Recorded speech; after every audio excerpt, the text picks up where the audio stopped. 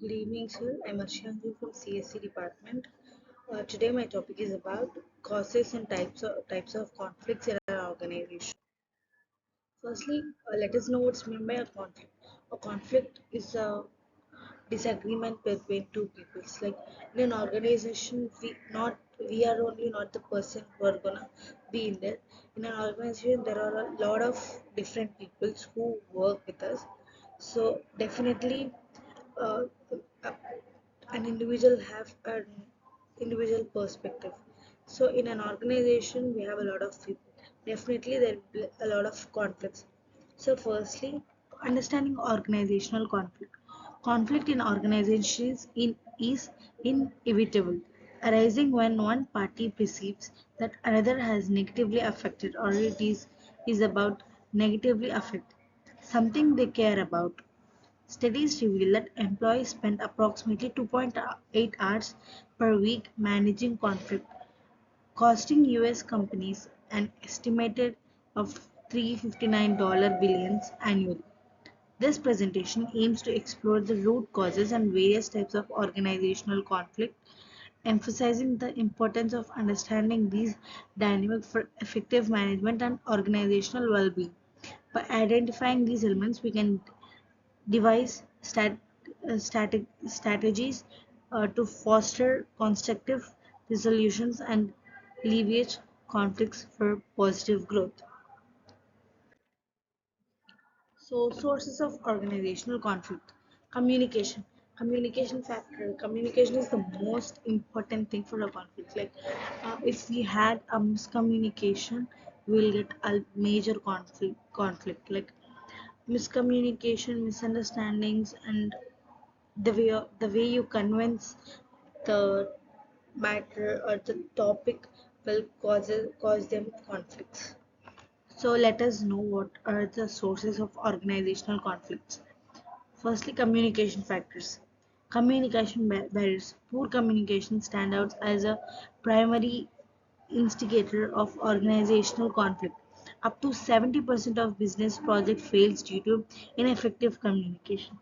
So, firstly, in an organization, the communication between two people should be very effective and understandable to everyone.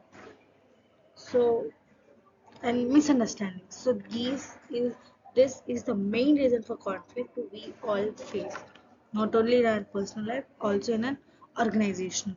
So, misunderstanding, ambiguity or misinterpretations in messages often set the stage for conflicts. Clear, concise communication is essential. So, let us consider we are having a meeting, and or else we are having a group chat. Of course, we'll have typo, will not look at that and will send it, and the way the point reaches to them will be negatively. That all depends on the person who thinks like that. So everything you deliver to the another person, it should be very precise and very clear. It have to make very clear that the opposite one have to understand that very clearly.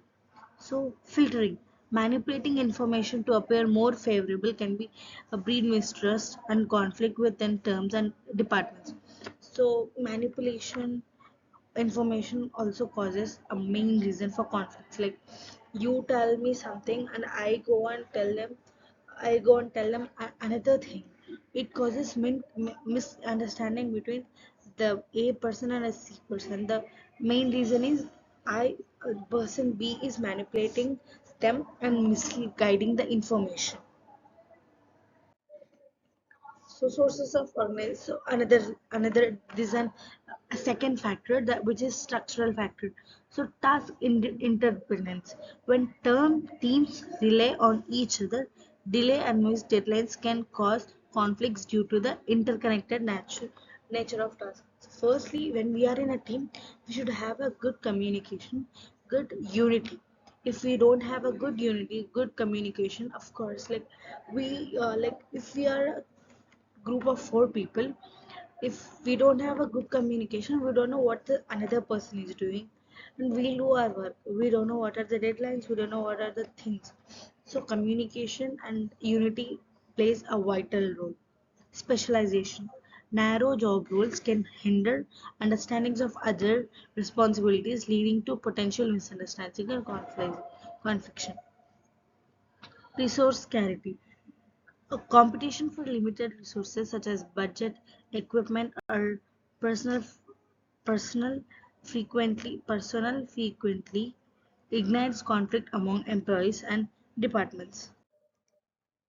So personal factors, so there will be a lot of personal factors which may differ to the people and people, like my personality is working all the day and having like a 1 hour break in that, and another person may be like he'll work for 1 hour and take a break for 1 hour, and another person will be like he'll not take a break until the work completes. So in an organization, an individual have their perspectives, their personalities. So mainly like this is one of the factor of conflict in an organization. So personality clashes, so my personality may differ to the another people, and their personality may differ to the other people.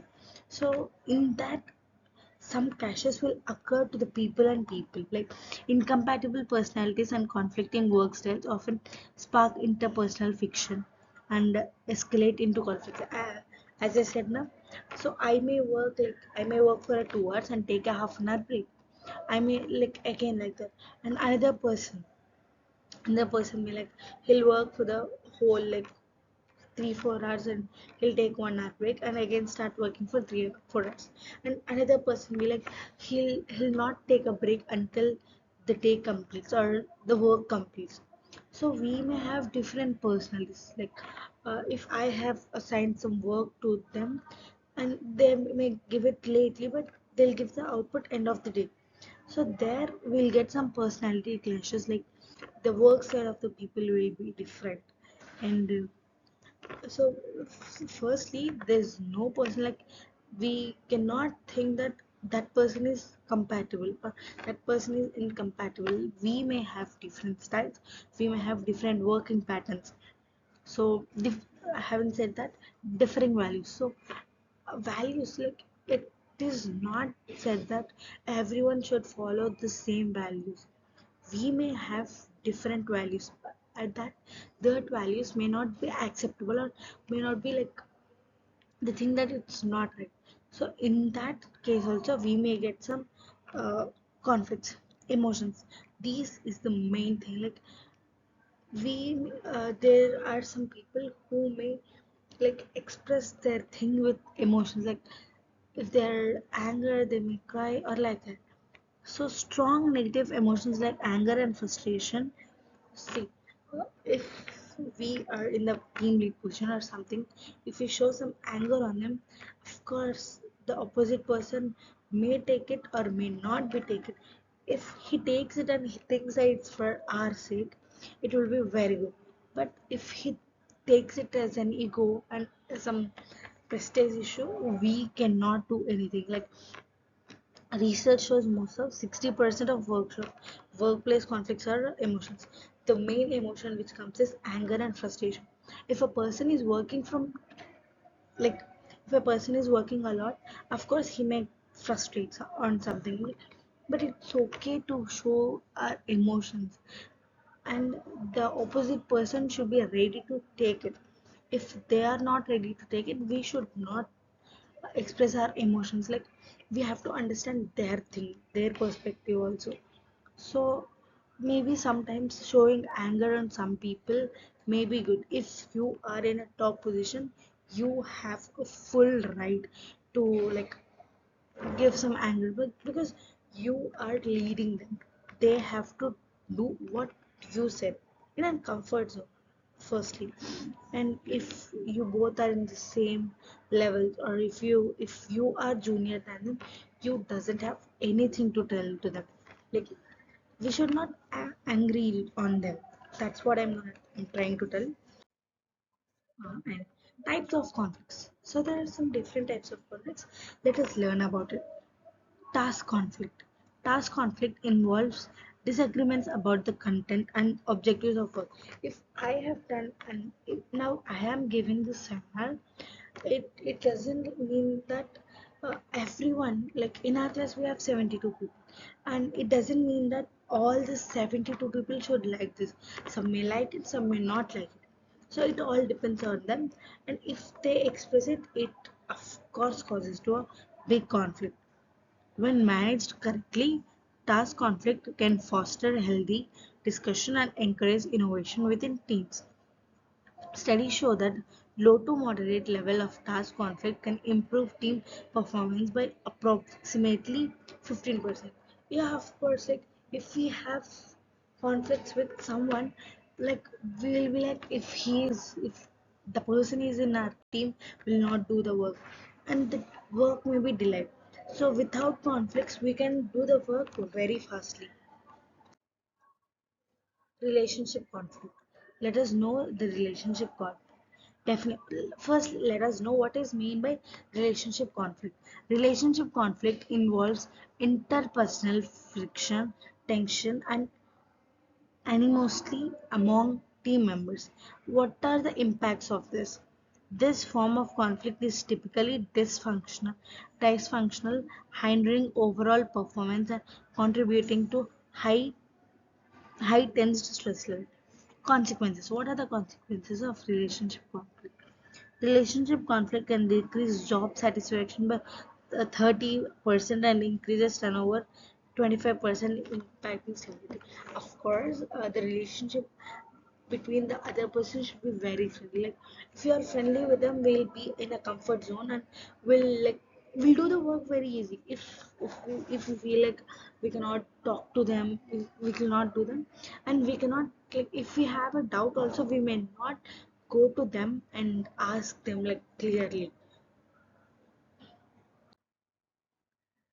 Process conflict. What is mean by process conflict? Process conflict arises from disagreements on how tasks are delegated and how works get accomplished. Impact. If not handled effectively, process conflict can disrupt workflows and impede project timelines. Statistics.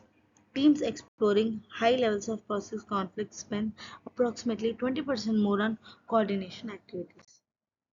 Conflict intensity. So what at like what are the intensity of conflict? Minor disagreements. The conflict intensity ranges from minor disagreements to overt aggression, each with its own impact. Like sometimes we may see like small, like it will not be that much big thing, but a small thing leads to a big conflict, like it becomes like a big war between them. Overt aggression. High intensity conflicts are destructive, making them much harder to resolve to high tensed and emotions are entrenched positions. Okay, I totally agree. Aggression needs to be, but it should be in a limit. Like we should not hurt the person's personal life or something. Early warning signs. Recognizing early warning signs is crucial. Conflict outcomes. Firstly, improve decision, stimulated creativity, released tension, reduced cohesiveness, decreased performance. Summary. So let us have a summary on this. Key causes. What are the key causes of conflicts? Communication breakdown, structural issues, and personal differences. What are the key types? Task, relationship, process conflicts. Each require different approaches.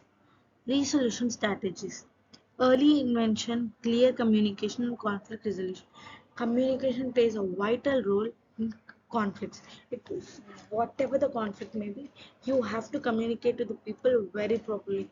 If you communicate with them very properly, there will be no chances of getting conflicts, firstly, misunderstandings, or anything. So, I hope you understood what I was trying to tell, and thank you for your patience.